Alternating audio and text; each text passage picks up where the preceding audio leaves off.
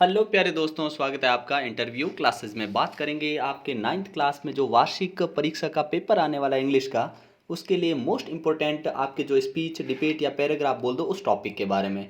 ये 6 नंबर का आपके रहने वाला है और एग्ज़ाम में आपको इनसे बार पूछने का चांसेस ना के बराबर है। तो आप किसी भी जिले के ये जो मोस्ट इम्पोर्टेंट पैराग्राफ बताए जा रहे हैं, जो आपको वर्ड लिमिट 80 वर्ड से स्टार्ट होती है, ठीक है, 80 to 120 तक लिखना होता है, ठीक है। तो इनको अच्छे से तैयार कर लीजिएगा। इससे पहले अपने चैनल पे लेटर्स, ईमेल्स, ठीक है, और स्टोरी, डायलॉग राइटिंग, ये सारे टॉपिक यहाँ पे आपको प्लेलिस्ट में मिल जाएंगे। और बेहतरीन आपके लिए पेपर्स अपलोड किए जा रहे हैं सभी सब्जेक्ट के, जो आपको एग्जाम में बहुत हेल्प करेंगे। और जैसे ही आपके ज़िले का पेपर होगा तुरंत आपको इस चैनल पे उसका सोल्यूशन भी मिल जाएगा, ठीक है। तो चैनल पे नए हो तो सब्सक्राइब जरूर कर लीजिएगा। और सारे सब्जेक्ट के पेपर्स आपको यहाँ पे मिल रहे हैं, ठीक है ना, जिसमें मोस्ट इंपॉर्टेंट क्वेश्चंस मिल रहे हैं आपको, ठीक है। इंग्लिश में ग्रामर के जो टॉपिक हो गए, चाहे हिंदी के हो गए, सब कुछ आपको यहाँ पे मिलेगा।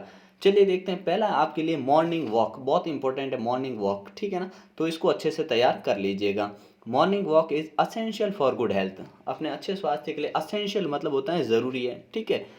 In the morning air is fresh and cool. और सुबह सुबह हवा एकदम ठंडी और ताज़ी चलती है। We hear the chattering of birds, यहाँ पे बी लिखना है, ठीक है ना। बर्ड्स, वर्ड्स लिख दिया, बर्ड्स। वहाँ पे सुबह सुबह अपने चैटरिंग, पक्षियों की चहचहाट सुनाई देती है। In sense of the rising sun is very freshing refreshing. उगते हुए सूर्य के साथ ये बहुत ही अच्छा लगता है। आउट, आउट की जगह यहाँ करना ओवर, ठीक है ना। Our mind gets refreshed. और हमारा दिमाग एकदम क्या हो जाता है, रिफ्रेश्ड हो जाता है। We breathe in fresh air. और ताज़ी हवा में सांस लेते हैं। We found our selves close to nature. और अपने आप को हम प्रकृति के पास में पाते हैं। We interact with people in the peaceful nature. Our social contracts develop by this conversation. सुबह सुबह आप जब लोगों से बात करते हैं तो आपका सोशल कन्वर्जेशन, जो बातचीत है, वो बढ़ता है। It gives us a chance to talk with others with an open mind and morning walk words as tonic for good health. और सुबह सुबह जो वर्ड्स होते हैं, जो भी चीज़ सुबह होती है, एकदम टॉनिक अपने हेल्थ के लिए काम कर रही है, टॉनिक के जैसे, ठीक है।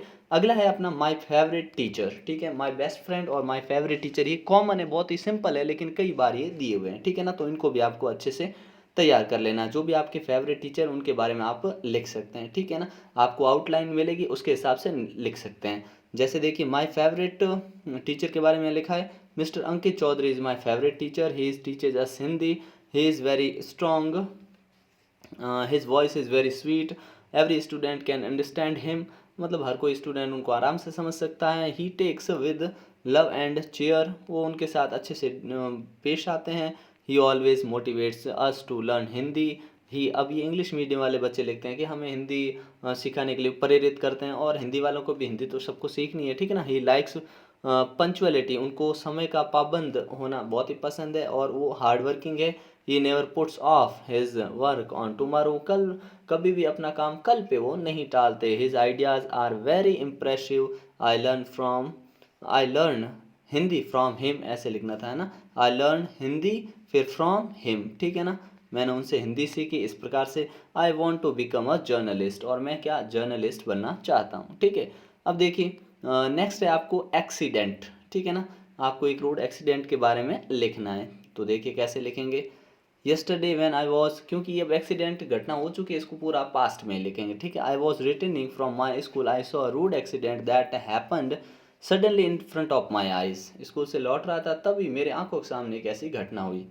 It was horrible sense a truck was coming from the opposite side. एक ट्रक जो अपोजिट साइड से आ रहा था, suddenly lost its balance and hit the car from opposite side. और क्या, हिट कर दिया कार को अपोजिट साइड से। The car was totally smashed from front side and the driver was badly injured. Driver बुरी तरह से चोटिल हो गया था। The truck driver ran from the spot to see the seriousness of situation. और ट्रक ड्राइवर इस चीज़ को, सीरियसनेस, सिचुएशन की सीरियसनेस को समझते वहाँ से भाग गया।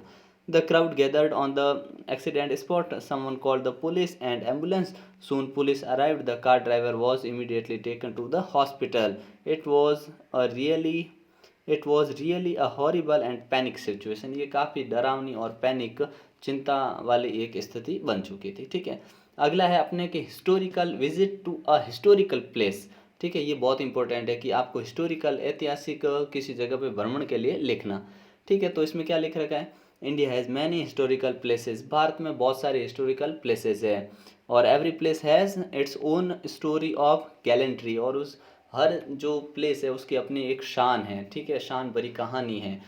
Among the great historical places of Rajasthan the name of Chittor science like the moon among the stars, और जब बात चित्तौड़गढ़ की आती है तो मान लीजिए सब तारे हैं और चित्तौड़ क्या है, एक चांद चमक रहा है। First of all we saw the tower of victory, Vijay Stambh सबसे पहले हमने देखा। It's tell the glorious bravery of kings, ये जो यहाँ राजा हुए उनकी ग्लोरियस यानी बहादुरी को दिखाता है, ग्लोरियस यानी शान को और बहादुरी को दिखाता है। We went to the see palace of Padmini, फिर हमने पद्मिनी महल देखा। Padmini with her friends and mates jumped into the fire to save her chastity. Chastity का मतलब हो गया ये चैसिटी या कैसिटी, इसको कुछ पढ़ेंगे, ठीक है ना। तो इसका मतलब हो गया एक पवित्रता को बचाने के लिए, ठीक है। आगे देखिए, इसको पढ़ेंगे चैस्टिटी, ठीक है ना। The fort of Chittor is situated on a hill, ये एक पहाड़ी पे स्थित है चित्तौड़गढ़ का किला जो है। The walls are engraved with the stories of Mewar, और मेवाड़ एनग्रेव्ड मतलब होता है खुदा होना। इसकी दीवारों पे चित्तौड़ की स्टोरियाँ, कहानियाँ, मतलब जो वीरता की कहानियाँ वो इस पे छपी हुई है। The fort is full of parks and gardens, all these buildings and their remains are the monuments and matchless bravery of Rajputana dynasty, और राजपूताना डायनेस्टी की यहाँ पे मैचलेस ब्रेवरी मतलब ऐसी कहीं बहादुरी नहीं देखी, क्योंकि ऐसी बहादुरी यहाँ पे देखने को मिलती है। फिर ये स्कूल में आपको प्राइज डिस्ट्रीब्यूशन फंक्शन या annual function of my school या स्कूल फंक्शन किसी भी नाम से आ सकता है, जो तो ये आपको लिख देना है, ठीक है ना। ये बड़ा इजी है, कई बार कर चुके होंगे आप, ठीक है ना।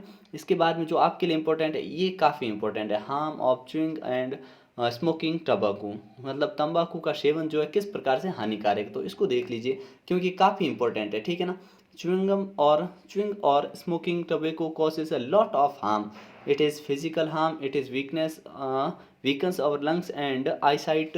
It has mental harms if it weakens our mind and causes forgetfulness. देखिए इससे करने से क्या होता है कि लंग्स तो कमज़ोर होते हैं, नज़र कमज़ोर होती है, और दिमागी संतुलन भी बिगड़ता है इससे, और कई प्रकार के नुकसान होते हैं। फॉरगेटफुलनेस मतलब भूलने की समस्या आने लगती है। We became slack in our work and thinking, और अपने कार्य में और सोचने की क्षमताएं इससे कम हो जाती हैं। It has a very bad effect on the youth young, और यूथ पे आजकल ये बुरा प्रभाव डाल रहा है। इट मेक्स अस विक्टम, और ये हमें विक्टम बनाता है of deadly causes like cancer and asthma जैसी बीमारी इससे होती है। We should try to all level to make society aware and to root out this evil.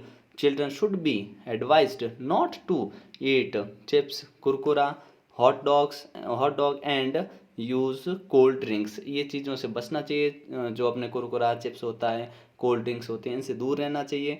They should use nutritional food to keep body strong, उन्हें nutritional food खाना चाहिए, क्योंकि आप जानते हैं साइंस में पढ़ रखा होगा ये चिप्स, कुरकुरा और अपने कोल्ड ड्रिंक्स ये वगैरह न्यूट्रिशन, इनमें 1% भी न्यूट्रिशन नहीं होता है, ठीक है। तो ये सारी बेकार चीज़ें हैं, ठीक है। अगला अपने चाइल्ड लेबर, ये बहुत इंपॉर्टेंट है चाइल्ड लेबर, ठीक है। आप यहाँ से स्क्रीनशॉट इसका ले सकते हैं, बहुत इंपॉर्टेंट है। उसके बाद में इंपॉर्टेंस ऑफ ट्रीज़ भी आपको अच्छे से तैयार कर लेना। तो ये कुछ महत्वपूर्ण जो आपके लिए हैं वो पैराग्राफ तैयार रखना, और नेक्स्ट पार्ट में बात करेंगे अपने मोस्ट इंपॉर्टेंट स्टोरीज जो आपको एग्जाम में देखने को मिलेगी, ठीक है। मिलते हैं नेक्स्ट पार्ट में, तब तक के लिए जय हिंद, जय भारत।